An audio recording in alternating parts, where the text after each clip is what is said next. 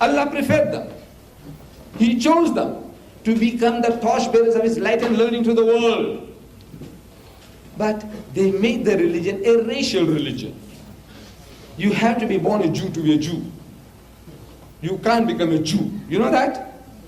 You have to be born one to be a Jew.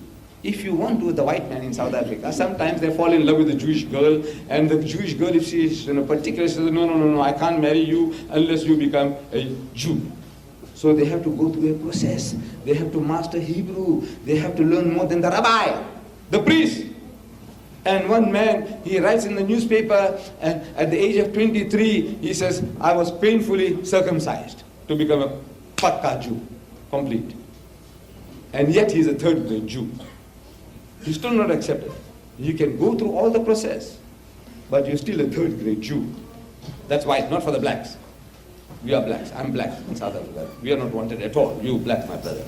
You're not wanted at all. The Arab is black in my country, if he's a Muslim. If he's a Lebanese Christian, he's white. Lebanese Muslim, black. Syrian Christian, white. Syrian Muslim, black. Cypriot Greek is white. Cypriot Turk, even with blonde hair and blue eyes, he's black. That's it. That's a sickness. That's besides the point. We are not discussing that. We talk about ourselves. So Allah Bari Ta'ala makes Hazrat Isa alayhi salam a Jew among the Jews to tell his people that the kingdom of God will be taken away from you and given to a nation bringing forth the fruits thereof. This is His law. يَسْتَبْدِلْ قَوْمًا غَيْرَكُمْ. You don't do your job, Allah chose us.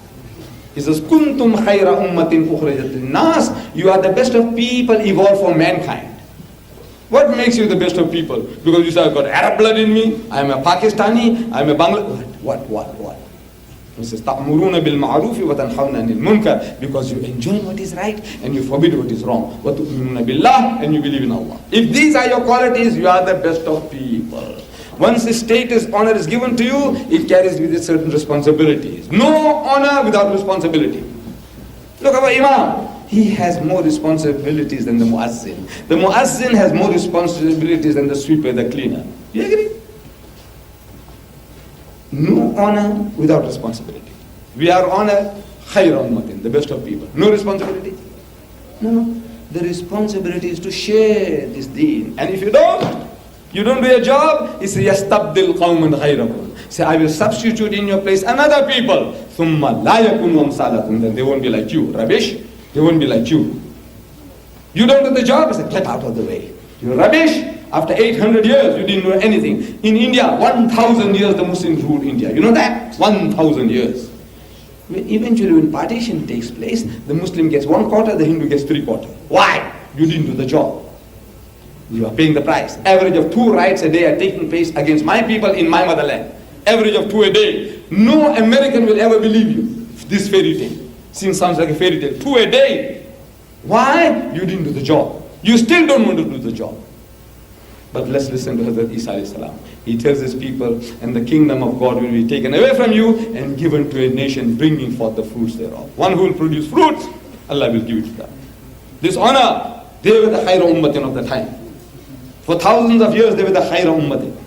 Allah says, I'll take it away and give it to somebody else. And this is again, it's an irony that whenever He takes away this privilege, this honor, and He gives to somebody else, then somebody else is the lowest in your sight. You know that? He doesn't. The one you look up to, He makes the guy in the gutter, in the dust, to come and sit on your head. These pig eaters, these wine beavers, is right. Fix them up. These Mongols, put them in the dust. Mix them up, down into the dust. Destroyed the Muslim empire. The very same Mongols. At their hands, the barbarians, they did it to you. Allah Bari Ta'ala, when He took away, He didn't take away, the Jews lost it by their inaction. He gives it to the Arabs. And the Arabs were a people that they were looking down upon. You know that? For 3,000 years. There's a father, Abraham, had 2 wives, Sarah and Hajara. We are the children of Sarah, the legal wife. The legitimate children is Har. And Ishmael is the son of a bondwoman, a slave woman, a woman from Africa. Racist that they were. A woman of Africa. So these are illegitimate children. They call us Hagarenes now. The Arabs, the Christians are calling us Hagarenes, means the children of Hagar. And Islam is no more Islam, is Hagarism. Religion followed by the children of Hagar, the Arabs, Hagarism. These are new names they're giving us. You know? So Allah Bari Ta'ala says, right, these very Hagarenes, we're looking down upon them, Allah makes them to sit on their head. This is His way. This is what He does. Again and again, look, when He displaces you with the people who are the most despicable in your sight. This is His law to show you, to put your nose in the dust. I gave you 800 years. I gave you 1,000 years in India. You didn't do the job. So down into the dust. He doesn't come down from His throne with a whip. So you Khabis, why didn't you do the job? No. He activates. He says, Lou, come on, put this guy in the dust. He's not doing his job. He does it. But He makes people to do it. And who does it to us? The most despicable people in our sight. We have our own false standards of judging people. We have. All these are false standards. We look down upon the African.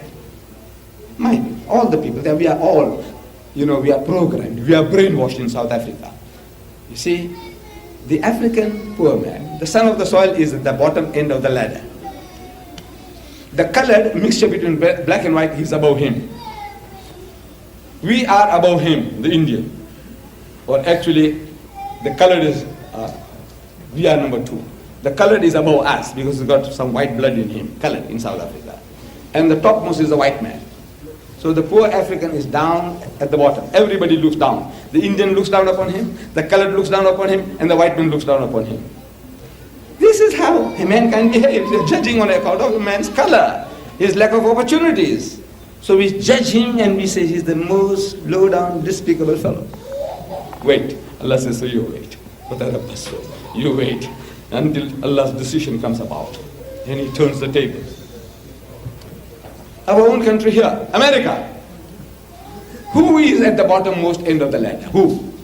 Come on, tell me, who? Black man.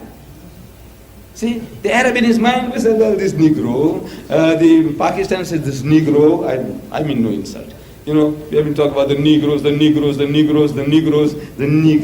The white man says the Negro. The Mexican comes here as the Negro. The Negro is at the bottommost end of the ladder.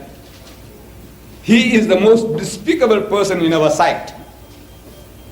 All the racists, whether Jew or Pakistani, Hindustani, Arab, we have these little bits of racism in all of us. We have it. Don't deny it. Don't say no, because I know my people. Now, man, how much we say, innamal mu'minuna ikhwatun. So most certainly all Muslim mu'mins are brothers. I know that, that's what I say. But in the heart of heart, there is still a bit of Hinduism in me. 5,000 years of Hindu blood is still flowing in my vein. My ancestors were Hindus. Racist. Caste system. It's there. We are programmed. Our environment, Indian, African, colored, white. Indian, African, colored, white. It's programming, brainwashing. So when I come here, I also see a black man at the customs. A shock to me. Shock. This is only white man's prerogative. There was a time in my country that I couldn't even become a driver, this garbage vans, trucks. I can't drive. That's also white man's privilege. He had to do that. He did that. I can't become a plumber. I can't become a bricklayer. I can't become an electrician. Believe me. In 1949, I took a course of radio servicing, knowing full well that when I get my diploma, I won't be able to practice it. But I did it. It was the kind of madness I had. Anything I think of, I won't do it. Now mine sounds silly. I did it, knowing that I can't practice it. Of course, it's not so now. They run short of manpower, so they give our people opportunity. My son, to become a mechanic, motor car mechanic, what a struggle. In my time, I couldn't become a motor car mechanic. It's only white men can.